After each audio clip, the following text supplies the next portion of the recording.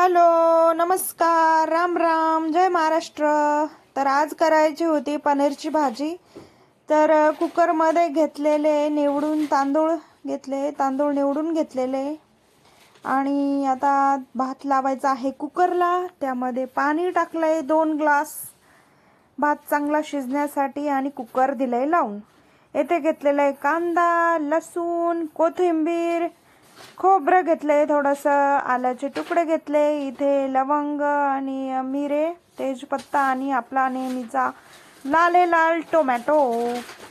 तर हे सर्व घेतले आणि इथे थोडंसं पनीर घेतलेलं आहे. मग इथे सर्व मसाला मी तव्यावर चांगला परतून घेतलेला आहे. कांदा अगोदर परतल्यानंतर कोथिंबीर, तेजपत्ता वगैरे सगळं परतून घेतलंय. इथे कॅमेराची काहीतरी गडबड झाली आहे. तर येथे आता कुकरची शिट्टी होते. भात चांगल्यापैकी आता तयार होतोय. कुकरची शिट्टी होईल आणि आज करायची होते चपात्या, भात आणि पनीर मसाला. पनीर मार्केटमधून आणलं होतं, मग म्हटलं पनीरच बनवू थोडंसं. तर मग अगोदर थोडंसं पनीरचे काप करून घेतले आणि ते तेलामध्ये फ्राय करून घेतले. नाहीतर भाजीमध्ये पनीर जर तसंच टाकलं तर ते खूप मऊ पडतं खायला. तर हे अमूलचं पनीर होतं 200 ग्रॅमचं. तर म्हटलं चला बनवून बघू. मग त्याच्यानंतर तेलामध्ये पनीरचे काप टाकले आणि मस्तपैकी फ्राय करून घेतलं.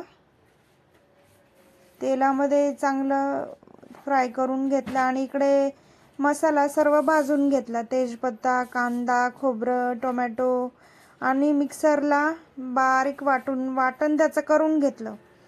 अगोदर तेल थोडं टाकलेलं होतं, मग त्यामुळे त्याच तेलामध्ये थोडंसंच फ्राय झालेल्या पनीर फ्रायच्या तेलामध्येच मसाला टाकला आणि फ्राय करून घेतला.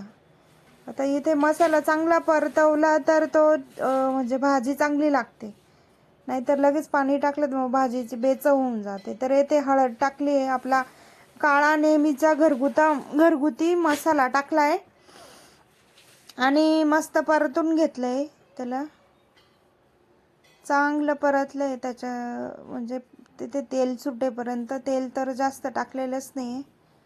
भाजीला तेल मी जास्त वापरतच नाही, अजिबात नाही. तरी आली नाही भाजीला तरी चालेल, परंतु तेलाचा वापर जास्त करतच नाही, बिलकुल नाही. तर मग येथे काय केलंय, भाजी परतते आणि अजून चपात्या पण करायच्या आहे. तर मग इथे लाल तिखट टाकायचं राहिलं होतं. लाल तिखट थोडंसं टाकून घेतलं आणि परतू दिलं. थोड्याशा कमी गॅसवर तो मसाला चांगला परतू दिला, म्हणजे तो चवीला चांगला लागेल. आणि मग शेवटी थोडंसं मीठ, जेवढी भाजी करायची होती तेवढं मीठ टाकून घेतलं आणि दुसऱ्या गॅसवर पाणी गरम केले. मिरची सांडली माझ्याकडून, गॅसवर थोडीशी मिरची सांडली. तर दुसरीकडे पाणी थोडंसं कोमट करून घेतलं. मसाला चांगल्यापैकी रेडी झाला आहे. त्याच्यामध्ये पाणी टाकलंय मी आणि जेवढी भाजी करायची तेवढंच पाणी टाकायचं आहे. जास्त पातळ केलं तर ते फळफळ पाण्याची भाजी लागते, पानसर भाजी लागते. मग ते भाजीला टेस्ट नाही येत. पनीर बाजूला पळतं आणि पाणी बाजूला पळतं अशी भाजी लागते. त्याच्यामुळे थोडीशी ग्रेव्ही टाईप असली भाजी तर चांगली लागते. जास्त पातळ अजिबात बरोबर लागत नाही. तर अशा प्रकारे इथे मी चांगल्यापैकी भाजी शिजवून घेतली अगोदर. तुम्ही बघू शकताय चांगल्यापैकी म्हणजे रेडी झाले मसाला, ग्रेव्ही चांगली झाली. त्याच्यामध्ये जे थोडे फ्राय केले जे पनीर होतं ते टाकून घेतले आणि अशा पद्धतीने आपली चमचमीत झणझणीत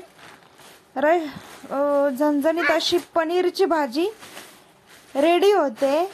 तुम्ही बघू शकताय पनीर भाजीचा जो रस्सा आहे तो एकदम असा घट्टसर ग्रेव्ही टाईप झालेला आहे. बिलकुलही पातळ मी ठेवलेला नाही, कारण मला बिलकुल आवडत नाही पातळ भाज्या. तर मग अशा प्रकारे मी ती प्लेटमध्ये रेडी करून घेतलंय. थोडी कोथिंबीर गार्निशिंगला वरतून टाकते आणि मी हे करत होते तिकडे